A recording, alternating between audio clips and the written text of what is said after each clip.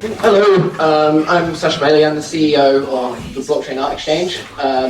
My presentation is mostly image-based. There's going to be a lot of QR codes, so if you see anything you like, take pictures, scan it as we go along. So what we're trying to do with blockchain art, and Jess actually did a really great job of explaining the kind of sectors and what blockchain art is offering.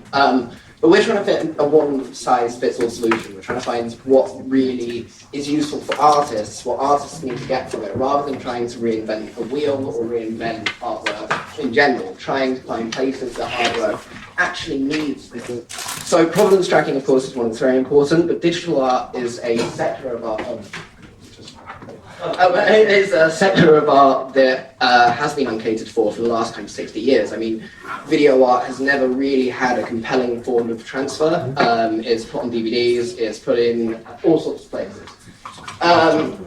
These notes, actually, that just came up behind me, they're by an artist called Tom Badley, who's in the audience at the moment. They've been sold fantastically. They're really interesting. And the really interesting thing about this is money is actually non-fungible. And if someone pays 1 ether for a note, it then holds the value of 1 ether. Does that make it worth 1 ether? I mean, these are interesting questions, I think. So this is Graceland London. You'll see some of her artwork around. She's more of a classical artist. She creates digitally first, and then later on paints over them. We've moved on to me too. So she... it's difficult when I'm not in control. You'll meet Graceland today. She's in the audience. You'll see some of her work around. She creates digitally, then she paints on top of them, then she recreates them digitally. But this gives her the opportunity to sell them in a space where she can reach people, she can reach an audience, a huge audience that she normally wouldn't be able to reach via the internet, sell immediately without having to transfer, without having to insure, and without having to do any of those pieces of friction that come in the middle of a normal digital art sale. This is Minju. Her artwork, again, is created in a physical format. She goes digital afterwards. But these are incredibly detailed. They take a very long time to make. If she's here today, I would very much suggest to speak to her, get to know her. Right, great. Sorry. This is, that's much better. This is Versa, who you'll see around. He has the bad crypto pieces. A lot of his physical works are here. We also have just released a lower priced selection of NFTs that are available on OpenSea. You can scan QR code there to go straight there. Next, this is a really interesting artist. This is an artist called Zyralynn. Now, this is one of the ways that we really want to expand this market and find new markets which are interested in digital, that are interested in gaming, and they can very easily be converted into cryptocurrency users.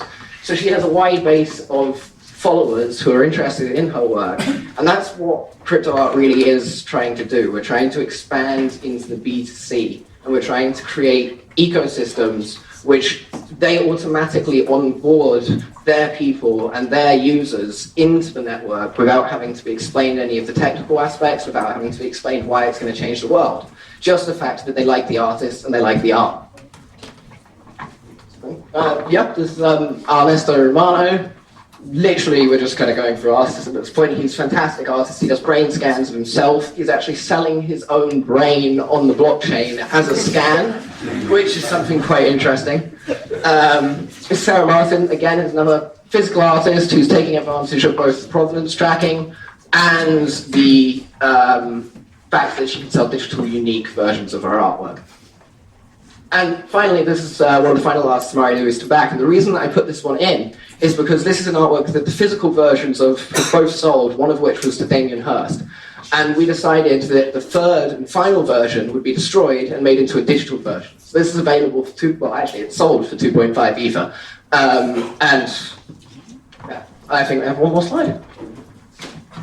And this, finally, is a work of a recent event in online history captured as, I think this is the equivalent of Napoleon crossing the Alps, but the modern version. Thank you very much.